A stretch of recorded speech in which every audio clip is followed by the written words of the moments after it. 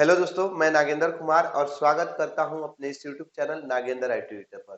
तो फ्रेंड्स, आज के इस वीडियो में हम लोग क्लास 10 के मैथ में क्वेश्चन बैंक पढ़ने वाले हैं। देखिए, क्वेश्चन बैंक आपको पढ़ने से क्या होता है कि आप 2011 से लेकर 2023 तक का क्वेश्चन पूरा कंप्लीट कर देते हैं, तो इससे बाहर का क्वेश्चन आपको परीक्षा में नहीं पूछेगा। ठीक है, तो हम आप लोग के क्या करेंगे, अब क्वेश्चन बैंक से तैयारी करवा दे रहे हैं। एकदम याद रखिएगा, क्वेश्चन बैंक अगर आप पढ़ के जाते हैं और एग्जाम देते हैं तो इससे बाहर का क्वेश्चन आपको परीक्षा में नहीं आएगा। ठीक है, तो हम आज पढ़ने वाले हैं 2011 का क्वेश्चन बैंक। ठीक है, 2011 के क्वेश्चन बैंक का टोटल जो क्वेश्चन आंसर है इस वीडियो के माध्यम से हम आपको बता देंगे। और हाँ, डिजिटल बोर्ड लेने से पहली बार हम वीडियो बना रहे हैं, अगर कुछ गलती भी होता है तो माफ करिएगा आप लोग। ठीक है, तो चलिए हम लोग स्टार्ट करते हैं पढ़ना। तो देखिए, सबसे पहले यहां से देखिए, पहला क्वेश्चन में बोला है कि निम्न में से कौन परिमेय संख्या है।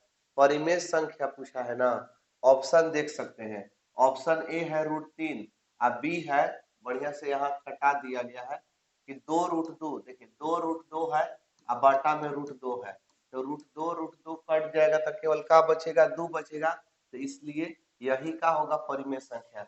परिमेय संख्या किसे कहते हैं, जिसे पी बटा क्यू के रूप में क्या कर सकते हैं, लिख सकते हैं, उसे परिमेय संख्या कहते हैं।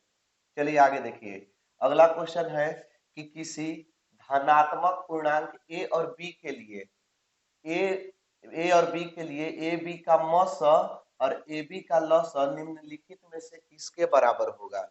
ए बी का लौस और ए बी का मौस बोला है ना।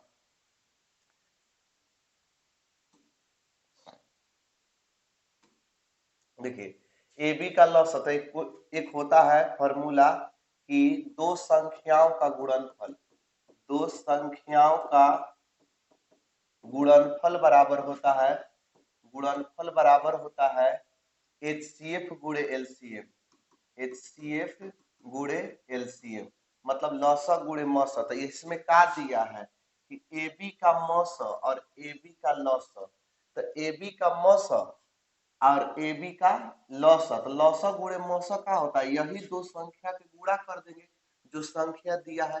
मतलब ए गुणा का हो जाएगा बी, ए गुणा का होगा बी। तो इसका ऑप्शन नंबर आप लोग देख सकते हैं, option number C right answer हो जाएगा, यहाँ से ऑप्शन नंबर सी। चलिए आगे देखते हैं। जैसा कि अगला क्वेश्चन देख सकते हैं, बोला है अगला क्वेश्चन में कि एक घात वाला बहुपद क्या कहलाता है। तो एक घात वाले बहुपद को हम क्या कहते हैं, रैखिक बहुपद। क्या कहते हैं, रैखिक। तो इसका ऑप्शन नंबर सी हो जाएगा।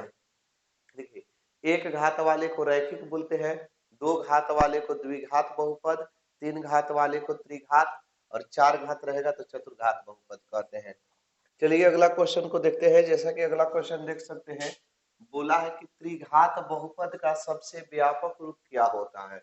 तो त्रिघात बहुपद का सबसे व्यापक रूप होता है a x cube plus b x square plus c x plus d. Option number का हो जाएगा सी। ठीक है, चलिए अगला क्वेश्चन को देखते हैं। जैसा कि अगला क्वेश्चन आप लोग देख सकते हैं, अगला क्वेश्चन में है कि यदि साइन ए बराबर 3/4, साइन ए का मान कितना दिया है, 3/4। यहाँ लिखेंगे साइन ए बराबर 3/4। तो बोला है ना कि कॉस ए का मान कितना होगा। तो देखिए, साइन ए बराबर 3/4, आपको लाल बटा का पता होगा, लाल बटा का। ठीक है, लाल बटा का आप लोग जानते होंगे। यहाँ sine cos tan, cot sec cosec होता है। ठीक, तो साइन का मान 3/4 है, तो साइन बराबर क्या होता है, लंब बटा में कर्ण। लंब बटा कर्ण लिखेंगे ना, तो लंब का मान हो गया 3 और कर्ण का मान 4। तो लंब और कर्ण दिया रहता है तो क्या निकालते हैं, आधार निकालते हैं। और आधार निकालेंगे तो आधार का फॉर्मूला बैठा देंगे। आधार बराबर होता है अंडर रूट कर्ण का स्क्वायर माइनस लंब का स्क्वायर। तो अंडर रूट कर्ण का मान है कितना, 4, 4 का स्क्वायर हो जाएगा और माइनस लंब का मान कितना है, 3, 3 के स्क्वायर। अब 4 चौके 16 और 3 तिये 9, 16 में से 9 घटेगा तो कितना बचेगा, 7। तो रूट अंदर क्या हो गया, 7। किसका मान आ गया, आधार का मान। तो जब आधार का मान रूट अंदर 7 आ गया तो क्वेश्चन में क्या बोला है कि cos a का मान ज्ञात कीजिए। तो cos a बराबर निकाल देंगे। तो cos a बराबर क्या होता है फॉर्मूला? तो cos बराबर देखिए यहाँ से sin cos बराबर क्या होता है? आधार बटा कर्ण। तो यहाँ लिखेंगे आधार बटा में कर्ण। आधार का मान बताइए तो कितना निकाल के लाए हैं? आधार का मान रूट में 7 और कर्ण का मान कितना है? कर्ण का मान है 4। तो इसका ऑप्शन नंबर हो जाएगा डी, √7/4। समझ में आ गया? चलिए आगे देखते हैं क्वेश्चन को। जैसा कि अगला क्वेश्चन देख सकते हैं,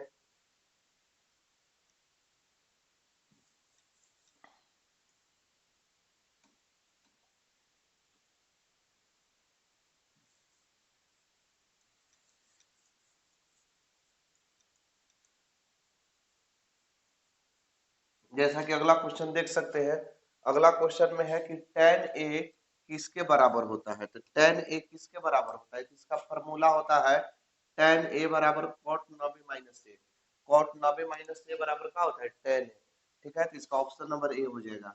आगे देखिए अगला क्वेश्चन है कि किसी बिंदु की x अक्ष से दूरी बोला है ना, तो x अक्ष से दूरी बोला है तो ये क्या कहलाएगा? कोटि। ठीक है, x अक्ष से दूरी कहा है तो क्या कहलाएगा? कोटि। देखिए यहाँ पर बहुत सारे लोग कंफ्यूज होते हैं कि क्या होगा क्या नहीं। तो हम बता दें आपको कि अगर x अक्ष से दूरी कहेगा, से दूरी, तो सीधे कोटि कहेंगे, कोटि कहेंगे या y निर्देशांक। ठीक है, y को ही कोटि बोला जाता है।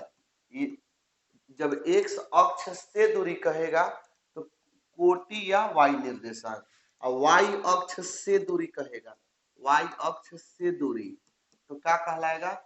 भुज या x निर्देशांक।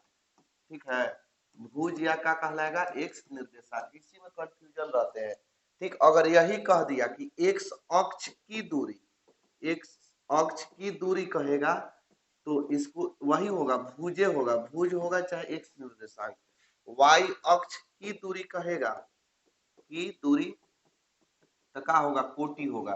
देखिए x को कहते हैं भुज, तो जिसकी दूरी माने x अक्ष की दूरी कहे तब भुज, y अक्ष की दूरी कहे तब कोटि। लेकिन x अक्ष से दूरी ना यहाँ कह दिया, x अक्ष से दूरी तो कोटि में जाएंगे। ठीक है, y अक्ष से, बस इतना ही फर्क है। यहाँ अक्ष के बाद की और यहाँ से रहेगा तो सीधे चेंज हो जाएगा, अगर से रहेगा तो चेंज हो जाएगा, अगर की रहेगा तो वही। ठीक, समझ में आ गया? चलिए आगे देखते हैं। जैसा कि अगला क्वेश्चन देख रहे हैं, अगला क्वेश्चन में है,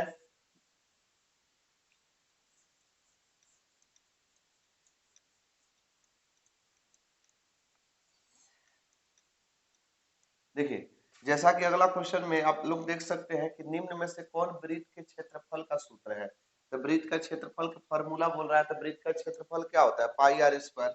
अगला क्वेश्चन देखिए, अगला क्वेश्चन में है कि संचयी बारंबारता का वक्र क्या कहलाता है? इसको याद ही रखिए, संचयी बारंबारता का वक्र कहलाता है त्वरण। संचयी बारंबारता का वक्र क्या कहलाता है? त्वरण कहलाता है। संचयी बारंबारता का वक्र त्वरण। आगे देखिए, जैसा कि अगला क्वेश्चन देख सकते हैं, अगला क्वेश्चन में है कि यूक्लिड विभाजन एल्गोरिथम दो धनात्मक पूर्णांकों को निम्न में से किसे परिकलित करने की तकनीक है? तो यूक्लिड विभाजन एल्गोरिथम द्वारा क्या ज्ञात किया जाता है? तो क्या ज्ञात किया जाता है? सिर्फ मौसा ज्ञात किया जाता है। यूक्लिड विभाजन द्वारा लॉसा नहीं ज्ञात किया जाता। क्या ज्ञात किया जाता है? मौसा। ठीक, आगे देखिए अगला क्वेश्चन है कि एक रैखिक समीकरण युग्म, एक रैखिक समीकरण युग्म जिसका कोई हल नहीं होता है क्या कहलाता है? तो वैसे समीकरण जिसका कोई हल नहीं होता है उसे हम क्या कहते हैं? देखिए विरोधी कहते हैं। क्या कहते हैं? विरोधी। क्या कहते हैं? विरोधी। जिसका कोई हल नहीं होता उसे क्या कहते हैं? विरोधी, चाहे असंगत कहते हैं। ठीक, विरोधी कहते हैं चाहे असंगत कहते हैं। तो अब यहाँ देखिए अगला क्वेश्चन कि tan 45 डिग्री का मान कितना होता है? तो tan 45 डिग्री का मान कितना होता है? 1 होता है। आगे देखिए अगला क्वेश्चन है कि cosec स्क्वायर a-1, ये फार्मूला दिया है। किसका फार्मूला होता है? तो ये होता है cot स्क्वायर a का। कॉसेक स्क्वायर ए माइनस 1 किसका होता है, कॉट स्क्वायर ए का फॉर्मूला होता है। ठीक, समझ में आ गया। आगे देखिए, अगला क्वेश्चन है कि tan 26 डिग्री, ठीक है, इसको हम बनाते हैं। tan 26 डिग्री है अब बटा में cot 64 डिग्री। देखिए इसको, इसका तो मान एक आएगा, ठीक है, अगर ऑब्जेक्टिव में दे दे आपको तो इसको डायरेक्ट एक मारना है आंसर। ठीक, लेकिन हम आपको बताते हैं कैसे एक आएगा।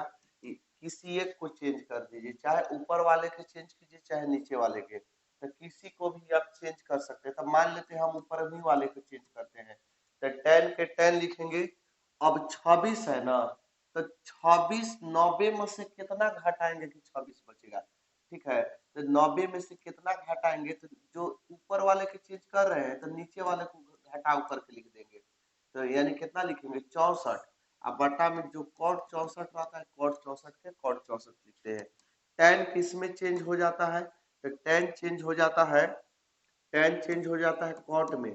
Theta same to same 64 degree के 64 डिग्री लिखाता है, और नीचे भी cot 64 है तो cot 64। कट के कई बार में हो जाएगा, एक बार में, तो इसका आंसर का होगा एक होगा। ठीक, चलिए आगे देखते हैं। जैसा कि अगला क्वेश्चन देख सकते हैं,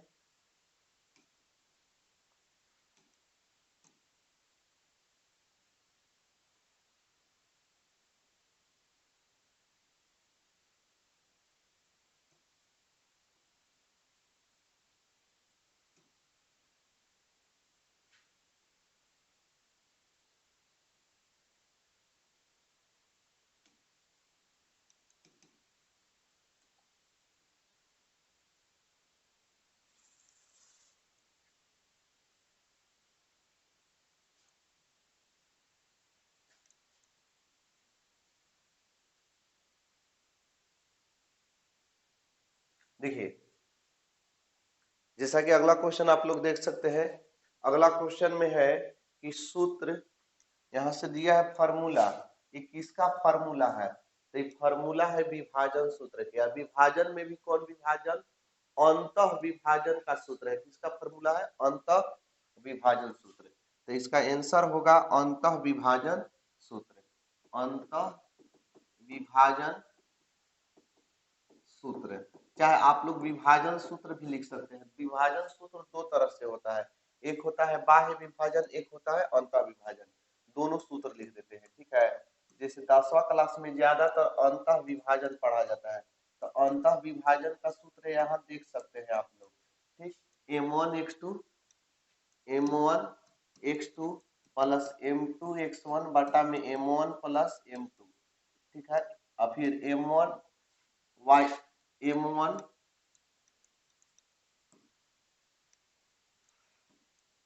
y2 प्लस m2 y1 बटा में m1 प्लस m2। अगर यही कह देगा कि बाह्य विभाजन का क्या सूत्र होगा, तो बाह्य विभाजन के लिए हम क्या करेंगे कि केवल हम माइनस लगा देंगे, ठीक है। यही फॉर्मूला रहेगा, माइनस लगा देंगे। देखिए बाह्य विभाजन का सूत्र लिखते हैं, m1 x2 minus m2 x1 बटा में m1 minus m2 m1 y2 minus m2 y1 बटा में m1 माइनस m2, ठीक है। ये किसका सूत्र है, बाह्य विभाजन का। ये किसका सूत्र है, बाह्य विभाजन सूत्र। ठीक, तो विभाजन कितने प्रकार के होता है, दो प्रकार के, एक होता है अंतः विभाजन और एक होता है बाह्य विभाजन। चलिए आगे देखिए, जैसा कि अगला क्वेश्चन देख सकते हैं। अगला क्वेश्चन में है कि दो बिंदुओं P x1 y1 और Q x2 y2 के बीच की दूरी क्या होगी। तो ये दूरी सूत्र दिया है, तो दूरी क्या होता है, PQ के बीच की दूरी बोला है, तो दूरी सूत्र क्या होता है, x2 माइनस x1 का होल स्क्वायर रूट अंदर में अब प्लस y2 माइनस y1 का होल स्क्वायर, यही ना होता है दूरी सूत्र। तो दूरी सूत्र लिख देता है। ठीक, आगे देखिए, अगला क्वेश्चन है कि दो त्रिभुजों में संगत कोण बराबर हो। दो त्रिभुजों में क्या है, संगत कोण बराबर है, और संगत भुजाएं एक ही अनुपात में है। तो इन दो त्रिभुजों को क्या कहते हैं? तो इन दो त्रिभुजों को समरूप कहते हैं। इन दोनों त्रिभुज को क्या कहेंगे? समरूप। ठीक है, इन दोनों त्रिभुज को क्या कहेंगे? समरूप। आगे देखिए, अगला क्वेश्चन है कि एक समकोण त्रिभुज में कर्ण का वर्ग शेष दो भुजाओं के वर्गों के योग के बराबर हो, तो इस प्रमेय को प्रतिपादित किसने किया था? तो कर्ण स्क्वायर बराबर, कर्ण का स्क्वायर बराबर लंब का स्क्वायर प्लस आधार का स्क्वायर, ये कौन फॉर्मूला दिया था? ठीक है, कर्ण का वर्ग शेष दो भुजाओं के वर्गों का योग के बराबर होती कौन फॉर्मूला दिया था? पाइथागोरस। याद रखिएगा कौन दिया था? पाइथागोरस ने। ठीक है, तो इसका आंसर होगा पाइथागोरस। चलिए आगे देखते हैं। अगला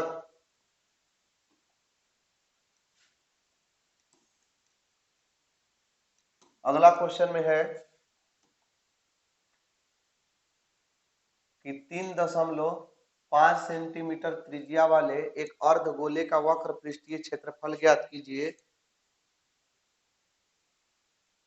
3.5 सेंटीमीटर त्रिज्या वाले अर्धगोले का वक्र पृष्ठीय क्षेत्रफल ज्ञात करने के लिए बोल रहा है। ठीक है, 19वां नंबर क्वेश्चन है।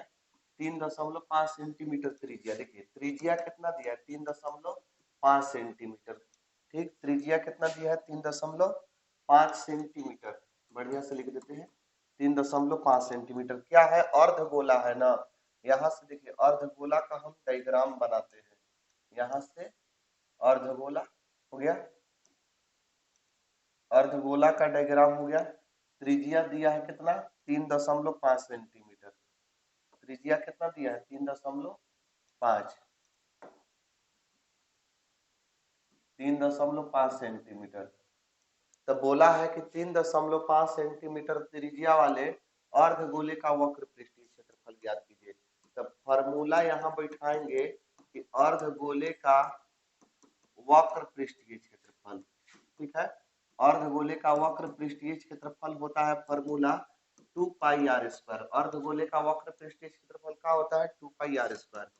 2 पाई का मान 22/7, त्रिज्या है 3.5 गुणा 3.5, दो बार लिखेंगे। 7 पचे 35, 0.5 बार में कटेगा ना।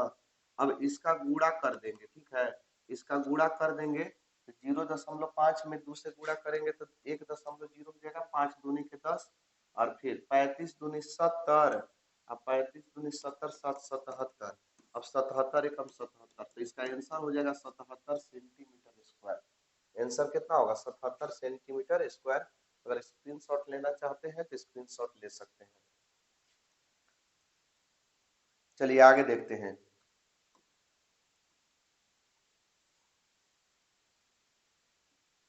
जैसा कि अगला क्वेश्चन देख सकते हैं, अगला क्वेश्चन में है कि किसी प्रयोग के सभी प्रारंभिक घटनाओं के प्रायिकताओं का योग कितना होता है? तो इसका आंसर होगा ये, सभी, किसी प्रयोग के सभी प्रारंभिक घटनाओं के प्रायिकता। तो प्रायिकता, कोई भी प्रायिकता हो उसको जोड़ने पर कितना आता है? एक आता है।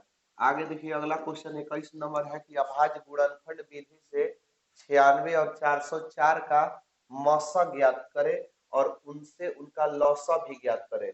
लौसा और मौसा दोनों कहाँ है ना, लौसा भी ज्ञात करना है और मौसा भी ज्ञात करना है। तो 96 और 404 का लौसा और मौसा ज्ञात करना है।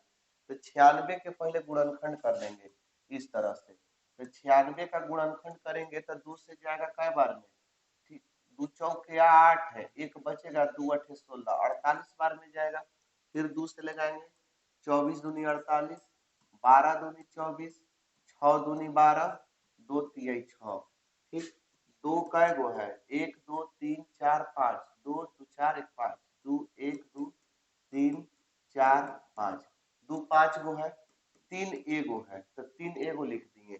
फिर 404 का गुणनखंड इस तरह से कर देंगे।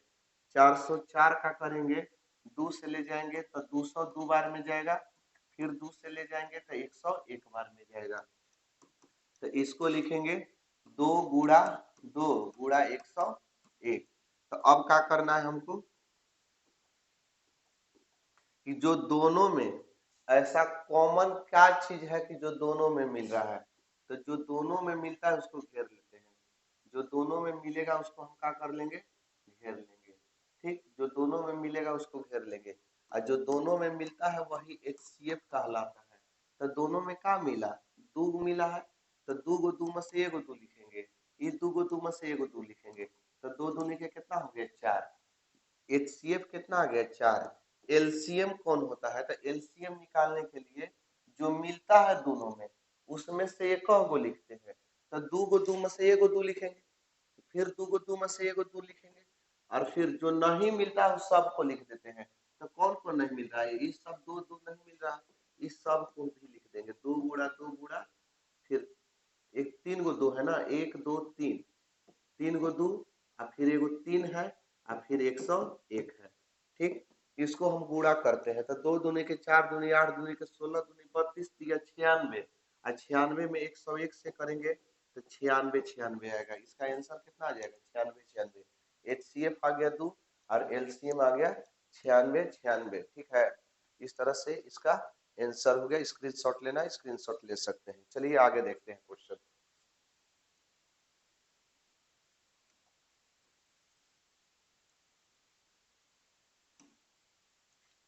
जैसा कि अगला क्वेश्चन देख सकते हैं, अगला क्वेश्चन है कि बिना लंबी प्रक्रिया किए बताइए कि 7/80 जो है वो परिमेय संख्या के दशमलव प्रसार शांत है कि अशांत है। तो 7/80 बोला है ना, तो क्या करेंगे ना कि 80 के गुणनखंड करते हैं, P/Q जो रहता है वो Q का गुणनखंड करते हैं, तो 80 का गुणनखंड करेंगे तो 2 से कई बार में 40 बार में जाएगा, फिर 2 से ले जाएंगे तो 20 बार में जाएगा, 20 दूनी के 40, फिर 2 से ले जाएंगे 10 बार में, फिर 2 से 5 बार में। ठीक है, तो कितना आ गया, 7 में 2 कै गो आ गया, एगो दूगो तीन गो चार गो, तो 2 आ गया 4 गो, अब 5 कितना आ गया, एगो आ गया।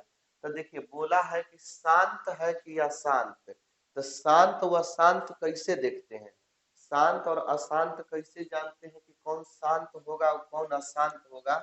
तो देखिए अगर Q का गुणनखंड करने पर 2 के पावर n 2 और 5 के रूप में आ जाए। देखिए हमारा नियम जानिए, शांत का क्या नियम है, तो शांत कब होता है, गुणनखंड करने पर अंश बटा हर का गुणनखंड, Q का गुण P/Q, Q का गुणनखंड करने पर या तो 2 आ जाए, या तो 5 आ जाए, या 2 और 5 दोनों आ जाए।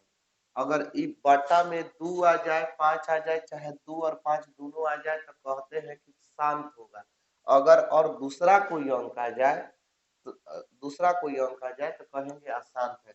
इसमें 3 आ जाता, तो 3 आ जाता तो 3 7 को तो कटाएगा नहीं, तो 3 तो एक्स्ट्रा हो गया, तो ये क्या हो जाएगा, अशांत हो जाएगा। क्या हो जाएगा, अशांत। लेकिन अभी क्या है, 2 और 5 ही ना है, 2 और 5 है, तो ये क्या होगा, शांत होगा। ठीक है, लेकिन 2 नंबर कैसे देगा, तो इसको लिखना पड़ेगा 2 नंबर के लिए। ऐसे लिखेंगे कि चूंकि Q का अभाज्य गुणनखंड, देखिए 2 नंबर ऐसे नहीं देगा आपको परीक्षा में, इतना लिखना पड़ेगा। खाली शांत लिख दीजिएगा तो 2 नंबर नहीं आएगा। लिखना होगा कि Q का अभाज्य गुणनखंड, Q का अभाज्य गुणनखंड 2 के पावर n और 5 के पावर m के रूप का है, m के रूप का है।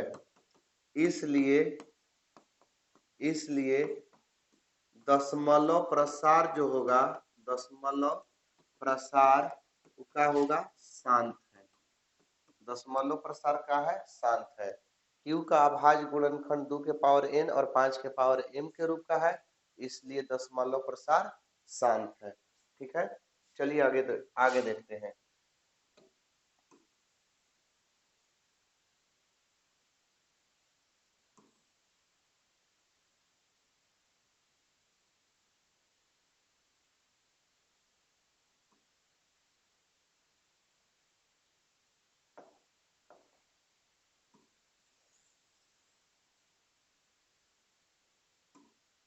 जैसा कि अगला क्वेश्चन देख सकते हैं, अगला क्वेश्चन में है कि यदि 15 cot A बराबर 8 है तो sin A और sec A का मान ज्ञात कीजिए। ठीक है, 23 नंबर क्वेश्चन है कि 15 cot ए बराबर दिया है 8, तो कॉट ए बराबर अगर यहाँ से निकालेंगे तो 8/15 हो जाएगा ना। कॉट ए बराबर निकालेंगे तो 8/15, तो लाल बटा काका बिठा देंगे, लाल बटे काका sine cos tan cot sec cosec होता है, sine cos tan cot sec cosec. तो इसमें का के मान दिया है, कॉट का मान दिया है, तो sine cos tan cot, cot यही ना है, तो कॉट बराबर देखिए, कॉट नीचे से लेके चलते हैं ऊपर की ओर, आधार बटा लंब का हो जाएगा, आधार बटा लंब। आधार के मान कितना हो गया, इसमें आधार के मान 8 हो गया, ठीक है। 8 अगर के रूप में मानना है तो आप के रूप में भी मान सकते हैं, 8 के, क्योंकि 2 नंबरिया क्वेश्चन में के मान के बनाइएगा तो अच्छा रहेगा। लंब का मान कितना हो गया, तो लंब का मान हम मान लेते हैं 15 के अपना से एक अनुपातिक राशि माने हैं, ठीक है। तो यहाँ से जब लंब व आधार दे दिया है तो क्या निकालेंगे, कर्ण। फॉर्मूला होता है अंडर रूट लंब स्क्वायर प्लस आधार स्क्वायर, कर्ण बराबर का होता है अंडर रूट लंब स्क्वायर प्लस आधार स्क्वायर। लंब है कितना, तो लंब कहिएगा 15 के है, तो 15 के का होल स्क्वायर हो जाएगा। आधार कितना है 8 के, 8 के का होल स्क्वायर। 15 में 15 से गुणा 2 बार करेंगे तो क्या हो जाएगा, तो 15 में 15 से 2 बार गुणा करते हैं तो होता है 225, और के में भी के से गुणा होगा तो के स्क्वायर, 8 28 64, और के में के से गुणा होगा के स्क्वायर। दोनों के जोड़ देंगे तो हो जाएगा 289, दोनों के जोड़ने पर कितना आएगा 289 के स्क्वायर। अब 289 का होता है रूट ओवर 17, 289 का रूट निकालते हैं तो कितना होता है 17, अगर 2 के में से 1 के निकल गया बाहर, तो कर्ण का मान कितना आ गया, कर्ण का मान आ गया 17 के। अब बोला है आगे इसमें मान किसका निकालना है, साइन का मान निकालना है और सेक का मान निकालना है। देखिए यहाँ बना देते हैं साइन का मान, तो साइन बराबर का होता है लंब बटा में कर्ण होता है, साइन बराबर का होता है एल बटा के है, मतलब लंब बटा कर्ण। लंब का मान कितना आ गया है, लंब का मान है 15 के, लंब का मान कितना है 15 के। अब कर्ण का मान देखिए कितना निकल के आया है 17 के, तो 15 के और 17 के, तो के से के कटा दिए तो 15/17। फिर इसके बाद बोला है सेक के का मान ज्ञात करने के लिए ना, तो सेक ए का मान ज्ञात करना है, तो सेक बराबर क्या होता है sine cos tan cot sec. Sec यहाँ है कर्ण बटे आधार होता है, क्या होता है कर्ण बटे आधार। बताइए कि कर्ण का मान कितना निकाल के लाए हैं, तो कहिएगा कि कर्ण का मान है 17 के, तो जब बिठा देते हैं 17 के। और आधार का मान कितना है, आधार का मान है 8 के से के कट गया तो क्या बचेगा 17/8, यही का हो जाएगा आंसर, ठीक है। स्क्रीनशॉट लेना है तो आप स्क्रीनशॉट ले सकते हैं। चलिए आगे देखते हैं।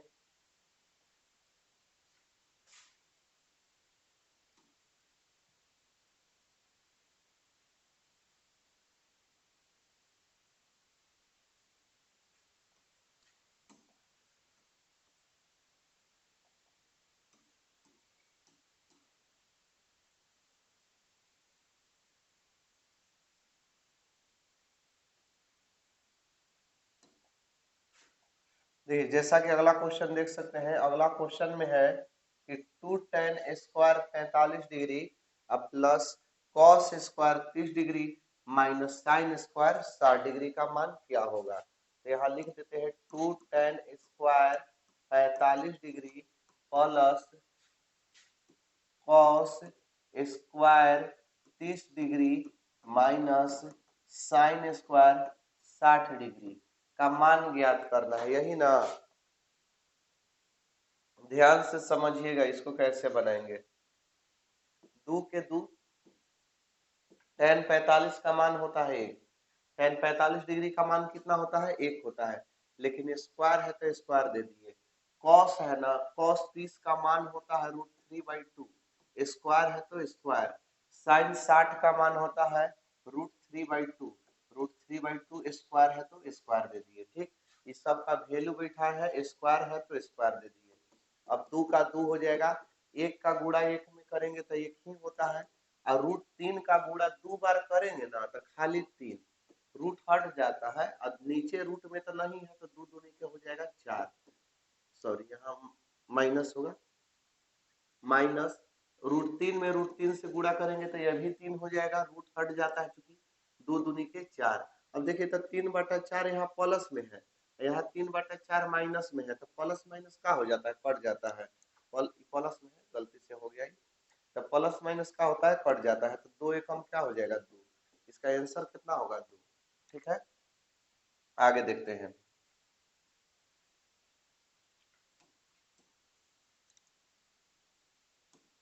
अगला क्वेश्चन में है, जैसा कि अगला क्वेश्चन देख सकते हैं कि बोला है कि समांतर श्रेणी 3/2 है, 3/2 दिया हुआ है, कोमा दिया है 1/2 और -1/2 और दिया है -3/2।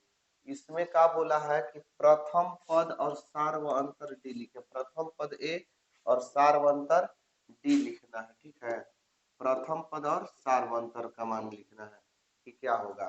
तब प्रथम पद लिखना है, तो प्रथम पद को किससे सूचित करते हैं, तो प्रथम पद को ए से सूचित करते हैं। तो प्रथम पद कहते किसको है, जो शुरू बार में दिया रहता है वही पद व प्रथम पद कहलाता है। तो प्रथम पद ए का मान कितना आ गया, 3/2। एक होता है सार्वंतर, सार्वंतर कौन होगा, सार्वंतर को सूचित करते हैं डी से। डी कैसे निकालते हैं, तो दूसरका पद में से पहला पद घटा देते हैं तो वही सार्वंतर। ये पहला पद हो गया, ये कौन पद, दूसरा पद, ये कौन पद है, तीसरा पद, ये कौन पद है, चौथा पद। तो दूसरा पद में से पहला पद को घटा देते हैं तो उसी को हम क्या कहते हैं, सार्वंतर। चाहे तीसरका में से दूसरका घटाइए, चाहे चौथा में से तीसरका घटाइए, वही क्या होता है, सार्वंतर। तो इसे दूसरका में से पहले हम घटा रहे हैं, तो दूसरका पद कितना है, 1/2 है, 1/2 लिख दिए। अब माइनस पहिलका पद क्या है, 3/2, तो 3/2 लिख दिए। डी बराबर 2 और 2 का एलसीएम का होता है 2 होता है, 2 से 2 का बार में जाएगा, एक बार में जाएगा, 1 लिख दिए। माइनस 2 2 कट जाएगा तो क्या बचेगा, केवल 3 बचेगा। अब 3 में से 1 घटा देंगे तो -2/2, कट के कितना हो जाएगा, -1। डी का मान कितना आ गया, -1। ए का मान कितना आ गया था, 3/2। तो इसका आंसर क्या होगा, 3/2 और -1 होगा आंसर। ठीक है, समझ में आ गया। चलिए आगे देखते हैं क्वेश्चन।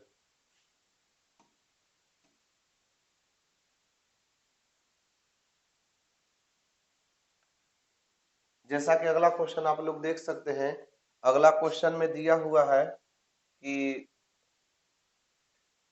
समांतर श्रेणी दिया है, 26 नंबर क्वेश्चन की ओर चल रहे हैं कि समांतर श्रेणी 8 8 दिया है, फिर 3 दे दिया है, फिर कितना दिया है, -2 दिया है, डॉट डॉट बोल दिया है कि प्रथम 22 पदों का योग कितना होगा।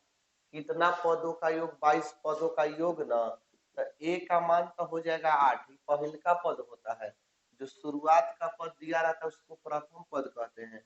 सार्वंतर डी कैसे निकलता है, दूसरका में से पहला घटा देने पर, तो 3 में से 8 घटेगा तो क्या बचेगा, -5।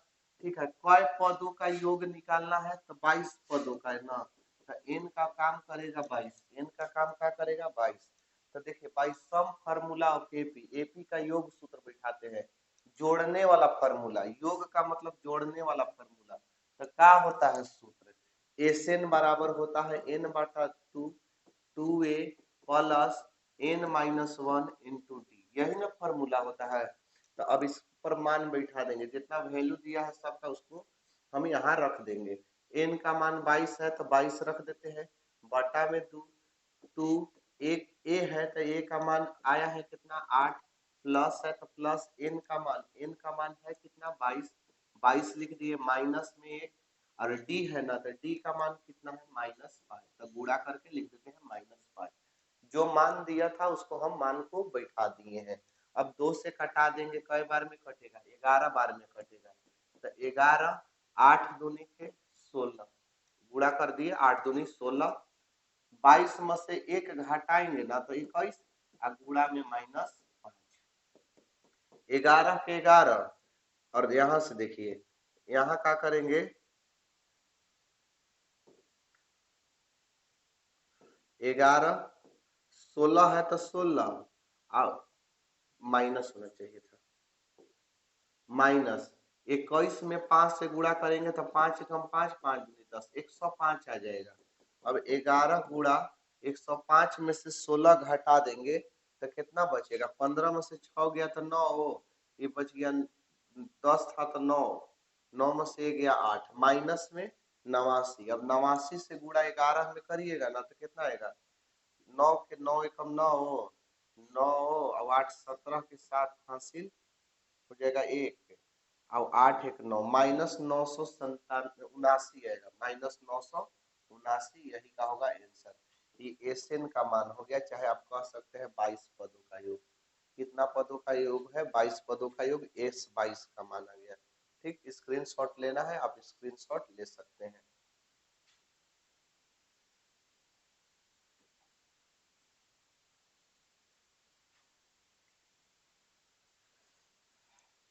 चलिए आगे देखते हैं क्वेश्चन। जैसा कि अगला क्वेश्चन देख सकते हैं, अगला क्वेश्चन में है कि बिंदु 2,3 और 4,1 के बीच की दूरी ज्ञात कीजिए। कितना कितना? 2,3 और 4,1 के बीच की दूरी। ठीक है, इसको पहले बिंदु हम मान लेते हैं कि माना ए, जो इसको ए बिंदु मान लेते हैं, 2 और 3 है, तो इसका मतलब हो गया ये x1 का मान और y1 का मान। किसका मान आ गया? x1 और y1 का।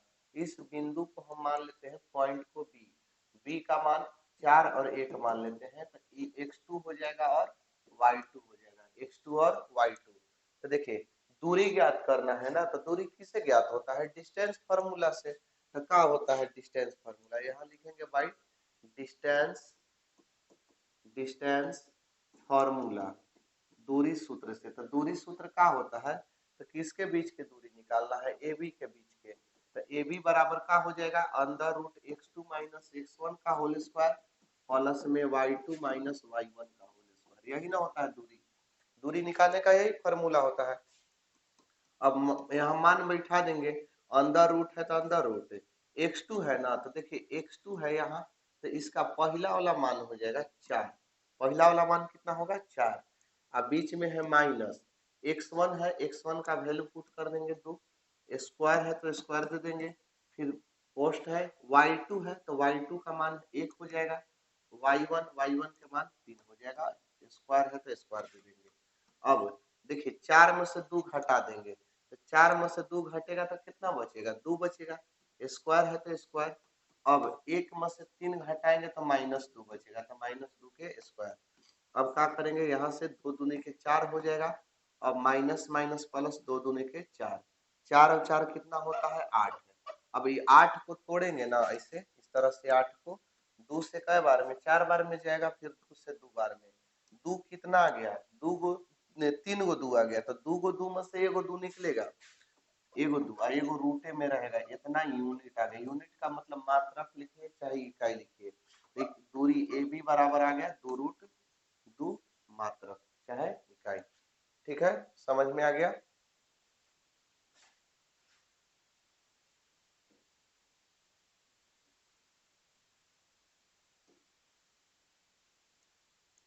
चलिए आगे देखते हैं। जैसा कि अगला क्वेश्चन आप लोग देख सकते हैं, अगला क्वेश्चन में है कि उस त्रिभुज का क्षेत्रफल ज्ञात कीजिए जिसका शीर्ष 1 कोमा -1 -4,6 और -3,-5 है। आज हम लोग 30 तक पढ़ेंगे, इसके बाद अगले वीडियो में, क्योंकि वीडियो ज्यादा लंबी हो जाएगी, इसके बाद अगले वीडियो में हम लोग पढ़ेंगे आगे से। देखिए, तो उस त्रिभुज का क्षेत्रफल ज्ञात करना है जिसका शीर्ष दिया है 1,-1। तो इसको हम क्या करते हैं? इसको भी बनाते हैं। मान लेते हैं, पहले मान लेते हैं, माना बिंदु ए कितना मान के चलते हैं? 1,-1 है ना, तो ये हो जाएगा x1 और y1। फिर बिंदु बी, बी कितना है? बी है वो, बी हो जाएगा -4,6, लिखेंगे -4,6, ये हो जाएगा x2 और y2। ठीक है, फिर इसके बाद सी बिंदु हम मान के चलते हैं कि सी कितना है? -3, -5 है, तो सी हो जाएगा -3, -5। ठीक है, माइनस, ये हो जाएगा x3 और y3। ठीक, अब यहाँ से हम लोग बैठा देंगे त्रिभुज का क्षेत्रफल। कौन त्रिभुज? एरिया ऑफ त्रिभुज एबीसी। त्रिभुज त्रिभुज एबीसी का क्षेत्रफल। त्रिभुज एबीसी का क्षेत्रफल। देखिए त्रिभुज का क्षेत्रफल क्या होता है, आप लोग याद किए हैं, 1/2 जब शीर्ष बिंदु दिया रहे तो x1 y2 minus y3 plus x2 y3 minus y1 plus x3 y1 minus y2। इसको याद करने का एकदम साधारण फॉर्मूला है, कुछ नहीं करना है। 1/2 याद हो जाएगा ना। देखिए परीक्षा में लोग गड़बड़ा जाता है इसको लिखने में। आप x लिख सकते हैं ना और y माइनस वाई लिख सकते हैं। 1/2 लिख सकते हैं x y माइनस वाई, बस इतना ही लिखना है। इसी को दो बार और लिख देना है, x y माइनस वाई फिर x y माइनस वाई, दो बार और लिख दिए। मतलब इस टोटल कई बार लिख दिए? 3 बार। यही चीज x y minus y, x y minus y, x y minus y plus, देखे बीच में। अब लिखना कैसे है, फॉर्मूला कैसे बनाना है, तो 1 2 3। ठीक, चलिए देखिए कैसे बनाते हैं। पहले 1 से स्टार्ट करेंगे, एकदम सीरियल नंबर से लिखते जाएंगे। 1 2 3 लिखेंगे, 1 2 3।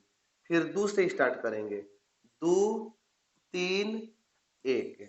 ठीक है, 2 3 1, 2 3 1। फिर अब 3 से स्टार्ट करेंगे, 3 1 2, 3 1 2, 3 1 2।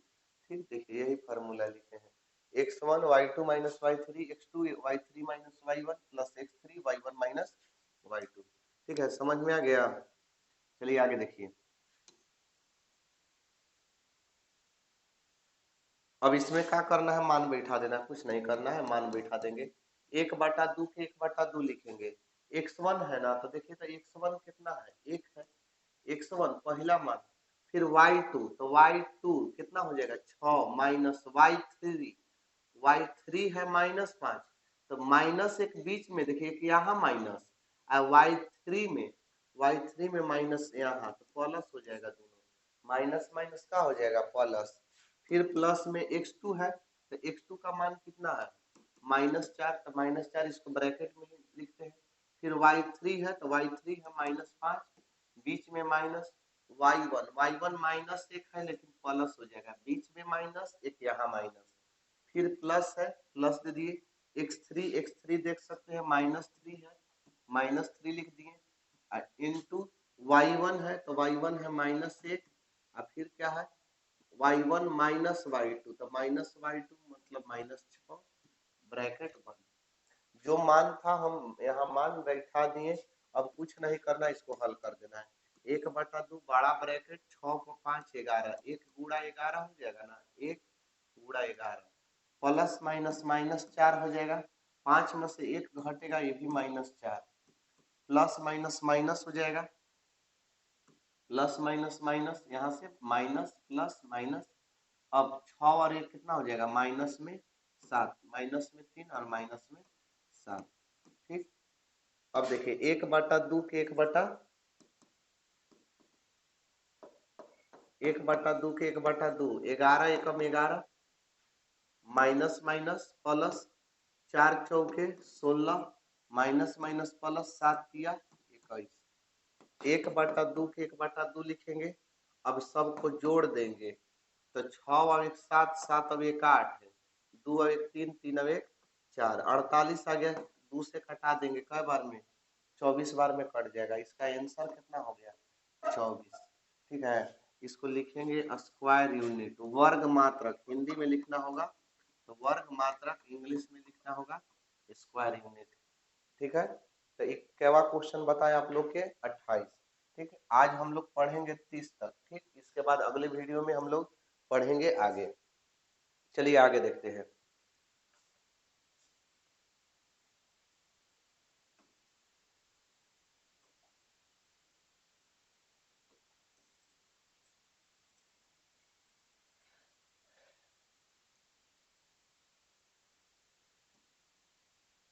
चलिए आगे देखिए, अगला क्वेश्चन में है कि दो त्रिभुजों के समरूप होने का प्रतिबंध लिखे। दो त्रिभुजों के समरूप होने का प्रतिबंध बोला है ना, तो लिखते हैं दो त्रिभुजों के, लिख लेते हैं त्रिभुजों के समरूप होने का प्रतिबंध, समरूप होने का प्रतिबंध है, प्रतिबंध है। इसको शर्त भी बोलते हैं, चाहे कह देगा कि आपको प्रतिबंध या शर्त लिखे, ठीक है। ये 2 नंबर में देखिए दो त्रिभुज समरूप कैसे होते हैं, कब होते हैं, तो दो त्रिभुज समरूप तभी होते हैं कि जब उनके संगत कोण बराबर होने चाहिए। उनके क्या होने चाहिए, उनके संगत कोण, संगत कोण का होने चाहिए, बराबर होने चाहिए। उनके संगत कोण बराबर होने चाहिए, तब जाके समरूप होगा। समरूप होने की दो शर्तें, पहला शर्त ही है कि उनके संगत कोण बराबर होने चाहिए, और दूसरा शर्त उनकी संगत भुजाएं, उनकी संगत जो भुजा है, भुजाएं एक ही अनुपात में होनी चाहिए, एक ही अनुपात, मतलब इसको समानुपाती भी बोल सकते हैं, क्या बोल सकते हैं, समानुपाती, एक ही अनुपात में होने चाहिए। उनकी संगत भुजाएं एक ही अनुपात में होने चाहिए, ठीक है। इसको स्क्रीनशॉट लेना है तो स्क्रीनशॉट ले सकते हैं। समरूप होने की कितने शर्तें होती हैं, दो शर्तें, या तो उनके संगत कोण बराबर होने चाहिए, या तो उनकी संगत भुजाएं एक ही अनुपात यानी कि समानुपाती होने चाहिए, ठीक है। आगे देखते हैं। देखिए अगला क्वेश्चन, जैसा कि आप लोग देख सकते हैं, अगला क्वेश्चन में है कि एक वृत्त के चतुर्थांश का क्षेत्रफल ज्ञात कीजिए जिसकी परिधि दिया है 22 सेंटीमीटर। ध्यान से समझिएगा, क्वेश्चन बहुत यही है, इसमें परिधि दिया है, अज्ञात करना है चतुर्थांश का क्षेत्रफल। देखिए यहाँ पढ़िए, क्या बोला है, चतुर्थांश का क्षेत्रफल ज्ञात करना है, अब परिधि दिया है 22, तो मतलब परिधि किसका परिधि, वृत्त का परिधि ना, वृत्त का परिधि कितना दिया है 22 सेंटीमीटर। तो वृत्त का परिधि होता क्या है 2 पाई आर, वृत्त का परिधि क्या होता है 2 पाई आर बराबर क्या हो जाएगा 22। तो 2 के 2 लिखेंगे, पाई का मान 22/7 बैठा देंगे, त्रिज्या आर है तो आर 10 के 10 लिखेंगे बराबर 22। अब देखिए 22 कट जाएगा दोनों से, तब इधर से क्या बचेगा 2/7 बचेगा, गुणा आर बचेगा बराबर कुछ नहीं था 1 बचेगा। आर बराबर 7 को इधर भागा में है तो इधर आके गुणा में, 2 गुणा में है तो क्या में हो जाएगा भागा में, तो 7/2 का हो गया, त्रिज्या का मान हो गया। ठीक, का ज्ञात करना है चतुर्थांश का क्षेत्रफल, चतुर्थांश का क्षेत्रफल। तो देखिए चतुर्थांश का क्षेत्रफल का फॉर्मूला होता है 1/4 पाई आर स्क्वायर। तो 1/4 के 1/4, पाई के मान लिखेंगे 22/7, और त्रिज्या कितना है 7/2, तो स्क्वायर है तो 2 बार लिख देंगे 7/2, 7/2। अब हम क्या करेंगे, इसको कटाते हैं, तो 7 कट गया, 2 से कटेगा तो 11 बार में। अब इसको गुणा कर देते हैं, 77 और 4 दूनी के 8, का में है सेंटीमीटर में है तो सेंटीमीटर स्क्वायर, यही आंसर, ठीक है। बस आज के लिए इतना ही, मिलेंगे अगले वीडियो में अगले टॉपिक के साथ, तब तक के लिए जय हिंद।